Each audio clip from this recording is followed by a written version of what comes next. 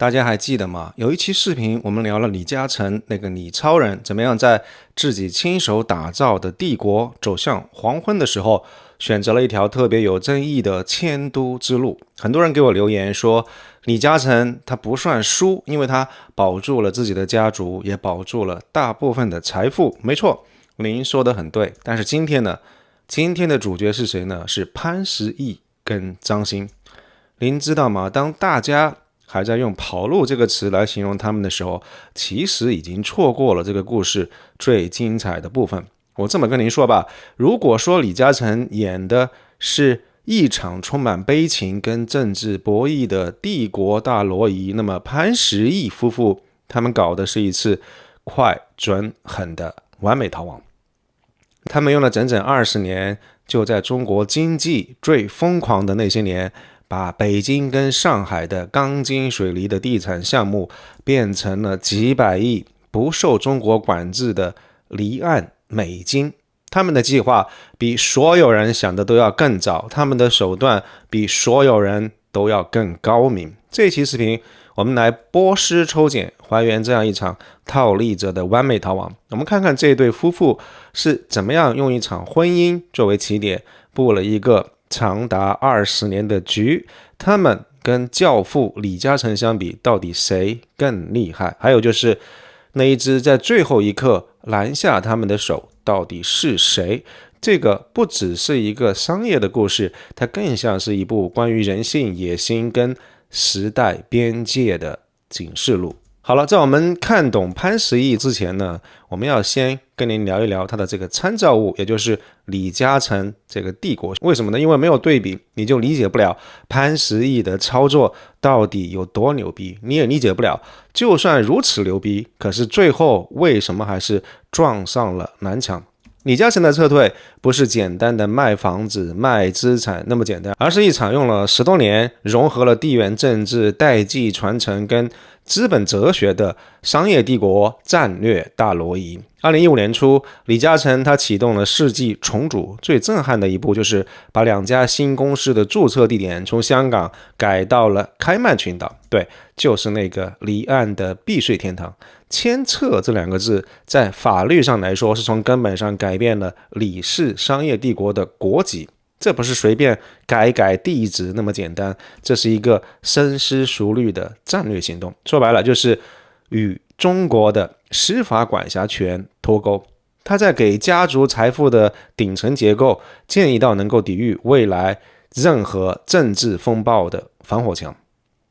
李嘉诚这一步棋一走，立马就引来了舆论海啸。还记得那一篇非常著名的别让李嘉诚跑了吗？这篇文章的措辞之激烈，更像是在道德审判一个背弃了宗主的风尘。但这个恰恰证明了李嘉诚早就不是一个普通的商人，他是某种跟权力深度绑定的符号。他的撤离被看作是对于整个新的时代投下的一张沉甸甸的不信任票。这个正是李嘉诚他这个战略大转移的不可承受之重。而且你知道吗？李嘉诚他之所以要迁都，还有一个最深层次的驱动力，就是传承。李嘉诚的整个商业帝国是建立在他个人无与伦比的商业智慧、非常灵敏的政治嗅觉和对于复杂政商关系的驾驭能力之上。这样一种能力是他本人的天赋和非常特殊的资产，几乎没有办法复制跟传承。他的接班人李泽钜呢，是非常典型的北美教育背景，而且还被张子强往死里折腾过一回。事件造成的这个 PTSD 的心理创伤，让他走了守成并且低调务实的路线，更擅长在规则透明的成熟市场里面按部就班的做事。李嘉诚这场帝国大挪移的本质是什么呢？他其实是在给他的下一代量身定制一个更安全、更适合他们的能力去发挥的商业环境。李嘉诚迁都原本并非急着要套现离场，而是在给家族王朝的未来进行一次换地图式的战略重塑。好了，我们先记住李嘉诚的3个关键词：帝国重塑、管辖脱钩跟代际传承。有了这一个教父级别的参照系，我们再来对比看看潘石屹夫妇的操作。这么跟您说吧，如果李嘉诚下的是一盘关乎帝国下一代生死存亡的围棋，那么潘石屹夫妇他们玩的就是一场计算精准、节奏非常紧凑的德州扑克。他们的前瞻性、精准性，还有冷酷无情的执行，会让你明白他们的目标从一开始就不是想要建立什么商业的王朝，而是像金融黑客一样，在系统崩溃之前，把所有的代码换成现金，然后抽身离场。而他们实现所有这一切的第一步，你猜是什么？竟然是一场只用了4天就定下来的婚姻。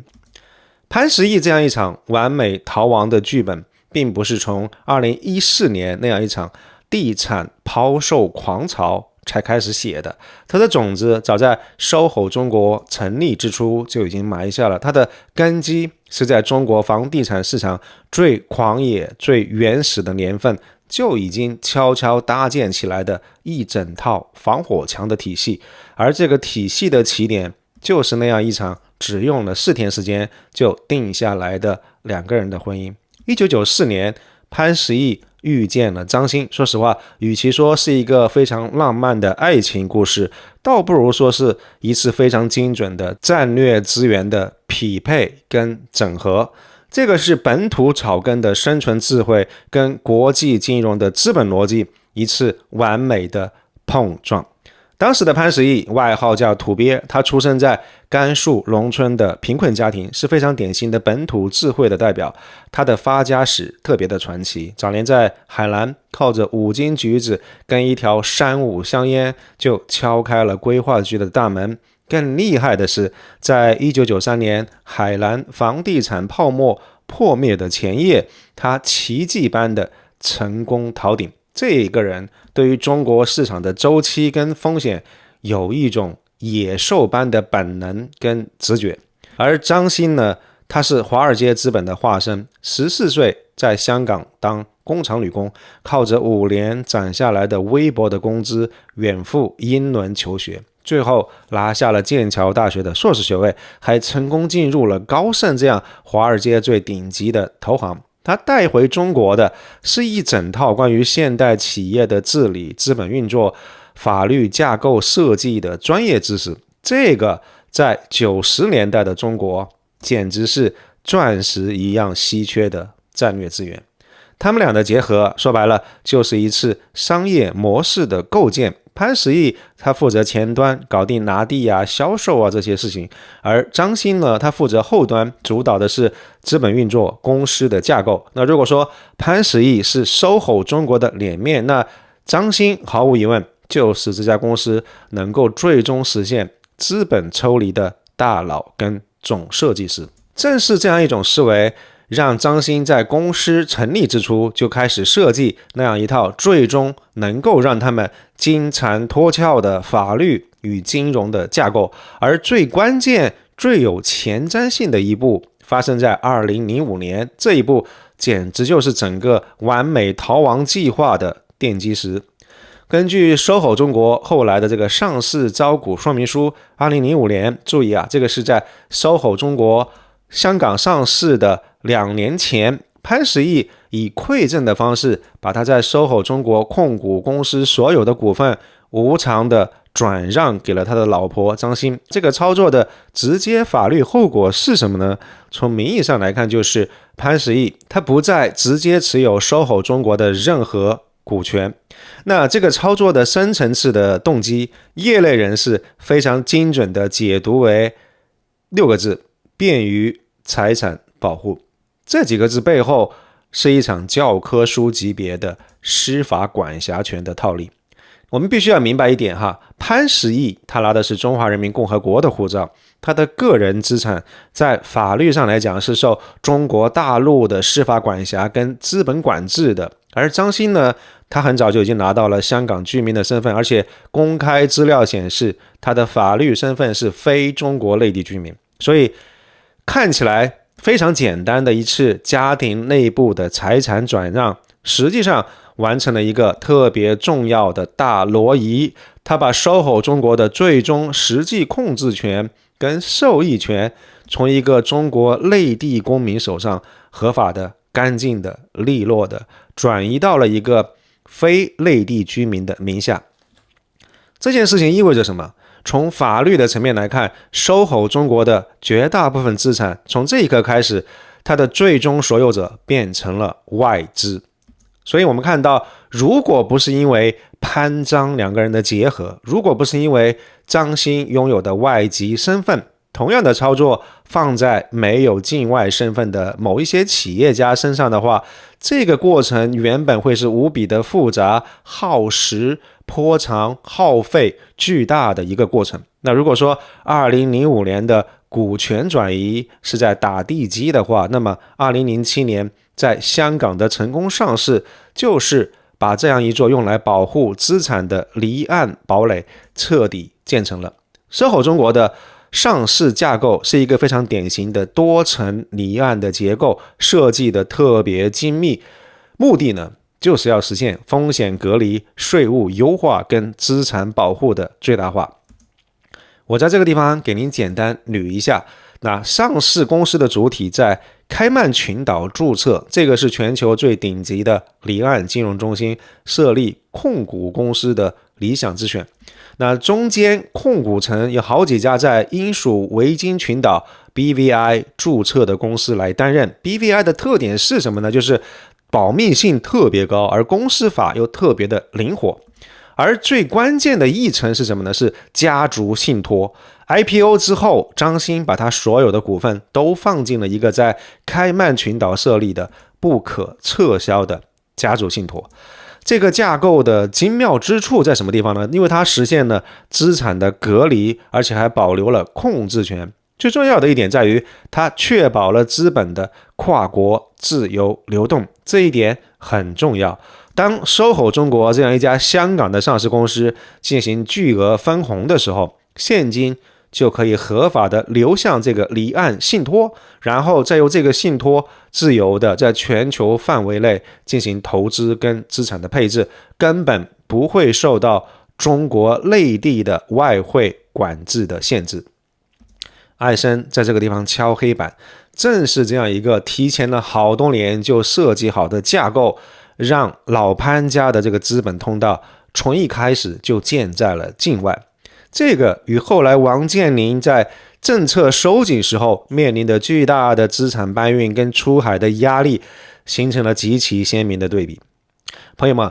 ，2007年呢，当中国绝大多数房地产开发商还在用最粗放的方式跑马圈地的时候，潘石屹跟张欣他们已经成功的构建了一个足以媲美全球顶级富豪家族的用于财富保全跟传承的非常精密的这个金融跟法律的框架。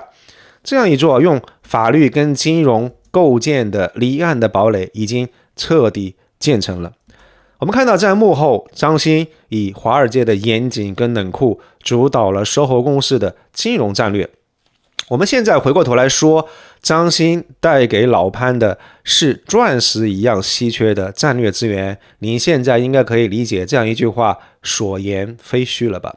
但是男主外女主内嘛，还需要有一个精密的两个人的分角色的人设策略。那接下来潘石屹要登场了，他要用他最擅长的方式在前台扮演一个接地气的网红企业家。2007年 IPO 之后，手握巨额现金的SOHO中国进入了发展的黄金时代。在这个时期，潘石屹夫妇也展现出他们炉火纯青的公关策略。利用当时刚刚才兴起的新浪微博，潘石屹非常成功的把自己打造成了中国商界的第一代网络意见领袖。他扮演的角色是什么呢？他不是高高在上的房地产大亨，而是一个带着那么一点土气、憨憨的、特别乐意分享的老潘。这个精心打造的公关的形象起到了两个特别重要的战略作用。第一，这是一个特别高效的营销工具，因为潘石屹他的个人品牌跟 SOHO 中国的这个项目销售是深度绑定的。他非常精准的把这个目标客户锁定在哪儿呢？在山西啊，跟内蒙古的这些煤老板，还有江浙一带的民营企业家。当时只要买房超过几千万或者1个亿的大客户，就能够获得跟潘石屹共进晚餐的机会。这是一种类似巴菲特午餐的营销手段，特别能够满足某一些客户的他们的社交心理，比如说发一个朋友圈的照片，类似这样的一种需求。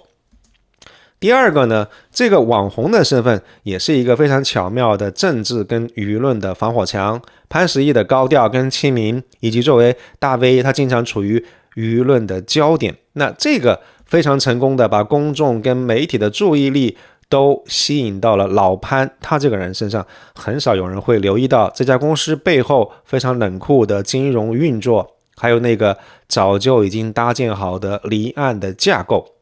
在潘石屹个人品牌的光环之下， SOHO 中国的商业模式展现出了完全不同的冷酷的逻辑。当时像恒大呀、融创这些公司，他们追求的是帝国建造者的模式，但是 SOHO 中国长期以来奉行的是什么呢？是散售模式。这样一种模式的核心就一个字：快。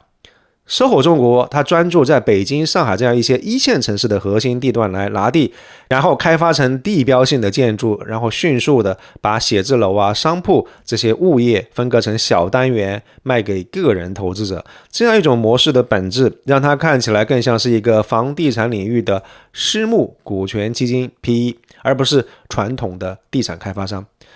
它的核心目标是什么呢？是现金流。潘石屹他自己也毫不避讳地说，做生意永远不变的规律就是低的时候进货，高的时候卖出。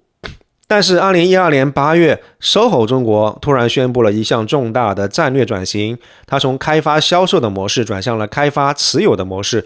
公开的理由当然是应对市场变化，追求稳定的租金回报。但是从事后的发展来看，这样一次战略转向的真实意图可能要更复杂一些。普遍的分析会认为，这个其实是为了等待地产资产的这个价值最大化，通过转为持有，SOHO 中国可以完整的保留下这些最优质的地产，然后等待整个商业地产市场的估值达到顶峰。说白了，就是从零售的思维到批发思维的转变，目标就是在未来方便在市场的最高位整体打包，干净利落的出售整栋的楼宇跟完整的核心资产。事实也的确如此，所谓的长期持有只是持续了不到2年时间，真正的收网行动很快大家就看到了。而点燃这一切导火索的是一场慈善捐款。从2014年开始，潘石屹夫妇正式启动了他们的长达7年的资产清算计划。这个阶段的策略可以精准的概括为蚂蚁搬家。通过一系列看起来零散的独立的资产出售，再加上巨额的特别股息的派发，他们非常系统性的把 SOHO 中国的核心资产转化成了现金，然后安全的、合法的转移到了境外的家族信托。这样一个过程的起点是一场引发了巨大争议的慈善捐款。2014年7月 SOHO 中国基金会高调宣布，计划设立一个总额1亿美金的 SOHO 中国助学金，还率先给哈佛大学捐了1500万美金。那这一个举动非但没有赢得赞誉，反而引发了一场巨大的舆论危机。公众的核心质疑是什么？为什么老潘你们要拿着从中国赚来的钱去捐给世界上最不差钱的美国大学呢？这样一场风波的标志性事件是潘石屹在金星秀接受主持人金星的当面质问。这样一次公开的审判，让潘石屹之前苦心经营多年的老实人、接地气的网红形象彻底崩塌了。而公众形象的崩塌，或许也坚定了潘石屹跟张欣加速离场的决心。从2014年开始，SOHO 中国的资产负债表开始了一场持续多年的瘦身运动。这是一场有节奏、有计划的战略性的清算。我给您捋一下时间线，2014年他们卖掉了上海 SOHO 海伦广场跟静安广场套现 52.3 个亿，同年把凌空 SOHO 一部分卖给携程套现 30.5 个亿。2015年卖了上海外滩地块 50% 的股权，套现 84.9 个亿。2016年卖了上海 SOHO 世纪广场，套现 32.9 个亿。2017年卖了上海虹口 SOHO 跟凌空 SOHO 剩下的物业，合计套现超过85亿。2019年甚至开始卖一些零散的地下停车场这些资产，又套现 7.6 个亿。通过这一系列的操作，到2019年年底的时候，潘石屹夫妇已经成功套现将近300亿人民币。但是一个灵魂拷问来了，这300个亿是在中国境内赚的人民币，在非常严格的外汇管制体系底下，这样一笔巨款究竟是如何毫发无损的出现在境外的呢？我们来模拟一下这300多个亿的奇幻漂流，整个过程就像一个设计精密的多层级的净水系统。第一层过滤资产变现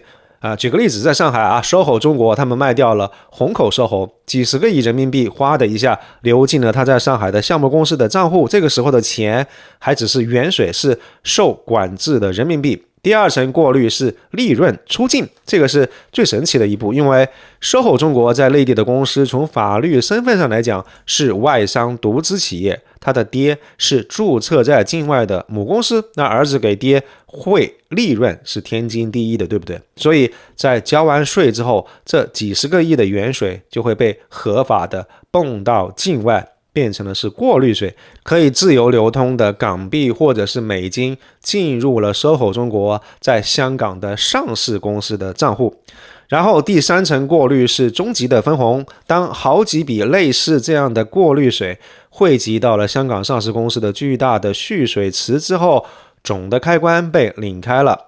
上市公司的董事会宣布派发特别股息，那这个意味着什么？意味着蓄水池里面的水要分给所有的股东，而谁是最大的股东呢？没错，就是我们前面提到的由张欣作为唯一受益人，持有公司超过 63% 股份的这个离岸家族信托。所以我们会看到这300个亿当中的绝大部分就这样哗啦啦的合法的作为股东应得的投资回报流进了这个家族信托的最终账户，变成了可以买下纽约通用大厦股权，可以开电影公司的纯净水，全球自由流通的资本。艾森在这个地方要敲一下黑板，正是这个提前10几年就设计好的以外资身份为核心的架构，让潘石屹夫妇根本无需像后来一些地产巨头那样为如何将资产搬运出境而发愁。当其他人还在河里面挥汗如雨的淘金的时候，他们俩已经同步建好了可以将黄金提纯并且运走的全部管道。这个才是老潘家整个故事当中最让人服气的前瞻性跟决断力。许家印的恒大跟王健林的万达，当然他们也有非常复杂的离岸架构跟海外资金的通道，但是大家的结局是完全迥异的两回事。那有机会我们再展开来详细讲。而跟 SOHO 中国这些引人注目的资产出售比起来，这些巨额的股息派发是老潘家实现资本抽离的另外一个关键并且隐蔽的手段。从2006年到现在，潘石屹夫妇通过分红累计获得的现金大约有133亿人民币，这些钱同样也被转移到了不受中国司法管辖的私人信托的账户里面。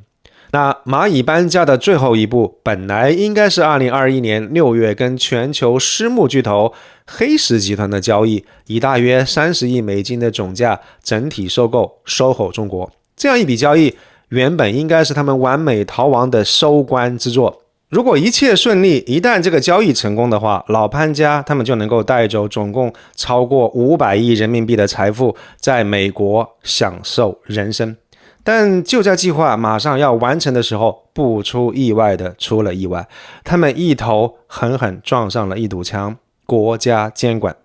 2021年8月，收购中国发布公告说，国家市场监督管理总局已经对黑石的邀约收购正式进行了反垄断的立案调查。仅仅1个月以后，收购中国跟黑石就联合宣布，由于满足收购邀约的先决条件进展不足，黑石决定终止邀约。官方给出的理由是反垄断的审查，但是市场普遍认为这背后有更深层次的考量。分析指出，在2021共同富裕成为核心政策议程的背景底下，监管层对于资本的无序扩张、贫富差距还有资本外流这些问题变得特别敏感，所以允许这样一笔非常高调的把核心城市地标资产卖给美国资本巨头的套现离场的交易，这个时候就明显非常不合时宜了，而且跟当时的这个政策大气候是格格不入的。那黑石收购案的失败标志着潘石屹夫妇整体清盘计划的终结，但是并没有阻止他们离场的这个脚步。2022年3月，潘石屹再一次出人意料的宣布，要以7折的惊人折扣出售位于北京跟上海核心地段的 3.2 万平方米的精选房源。这样一次7折的甩卖，更像是一场精心设计的谢幕演出。潘石屹宣布将全部所得用于还债，这个是在巨大的舆论压力下展现出一种负责任的姿态，为自己跟家人的彻底离开中国创造一个相对平稳的舆论的环境。半年以后，2022年9月7号，潘石屹跟张欣双辞去公司的职务，完成了跟自己一手创办公司的身份的切割。那随后，夫妇2人的身影就越来越多的出现在了美国的上流社会。他们在纽约设立了家族的办公室，大手笔的购入了通用汽车大厦等等纽约地标性的资产的股权。张欣还创立了电影制作公司，正式进军文化产业。从中国的房地产的大亨到纽约的全球投资者跟社交名流，他们用行动宣告了这个逃亡的最终成功。那么我们回到最开始的那个问题，对比李嘉诚，到底谁更成功？说实话，这个其实是一个伪命题，因为他们的目标完全不一样。李嘉诚战略转移的目标是帝国永续，他追求的是整个商业王朝的长期存续，他要赢的是一场关于家族未来的战争。从这个角度来看，李氏商业王朝损失中港两地毫发无损这件事情，终究只是一个幻梦。而潘石屹夫妇的目标是资产套现，他们要的是一次性的财务胜利，只要能够把钱装进口袋，平安带到国外就是胜利。而把有时间窗口的投资项目在价值的最顶点清算完毕，是一次非常完美的操作。他们想要赢的是属于自己的那样一场战役。但是呢，黑石收购案的失败也深刻地揭示了完美逃亡的这个真正的边界在什么地方。那个所谓的反垄断的审查是监管层面战略考量的一种体现，但也证明了一点，就是潘石屹夫妇虽然成功的实现了所有权的脱钩，但他们没有办法实现资产本身的脱钩。只要那些写字楼依然还矗立在北京、在上海、在中国的土地上，他们就永远是系在中国司法管辖权上的一根风筝线。当监管决定要收紧这样一根风筝线的时候，不管你人在哪儿，都没办法阻止他们被拉回来。而国家通过它合法的工具箱，展现出来对于境内战略性资产交易的最终否决权。潘石屹跟张欣的故事是中国在过去30年经济浪潮里面一个特别有代表性的传奇。它是一个关于本土智慧跟全球资本怎么样完美结合，利用时代的机遇实现巨额海量财富转移的一个非常经典的商业案例。我们看到潘石屹跟张欣在这个案例当中展现出来的洞察力、判断力跟执行的决断力都堪称典范，但是他们所依赖的其实也是一个全球化高歌猛进、资产流动相对宽松、商业跟政治边界还有模糊地带的这么一个非常特殊的历史时期。而黑石收购案的失败是一个特别清晰的信号，标志着新时代的来临。在这样一个新时代里面，国家对于经济安全、战略性资产的这个控制的意愿正在显著的增强，纯粹的商业逻辑越来越多的要让位于更加复杂的国家层面的战略考量。潘石屹夫妇的最终遗产，一方面是留下了一部关于怎么样策划一场近乎完美的项目退出的精彩剧本，但是另外一方面，他们又用自身的亲身经历警示所有后来者，那样一条曾经看起来畅通无阻的依赖法律技巧跟金融设计的这个完美的架构跟完美的逃亡之路，他们这些出口可能已经悄悄地关上了。套利者的黄金时代或许真的已经落幕了。我是艾生，如果您喜欢这个视频，请不要吝啬点赞分享，也不要忘记订阅我的频道，并且打开小铃铛。祝您有兴趣愉悦的一天，我们下一期节目再见，谢谢。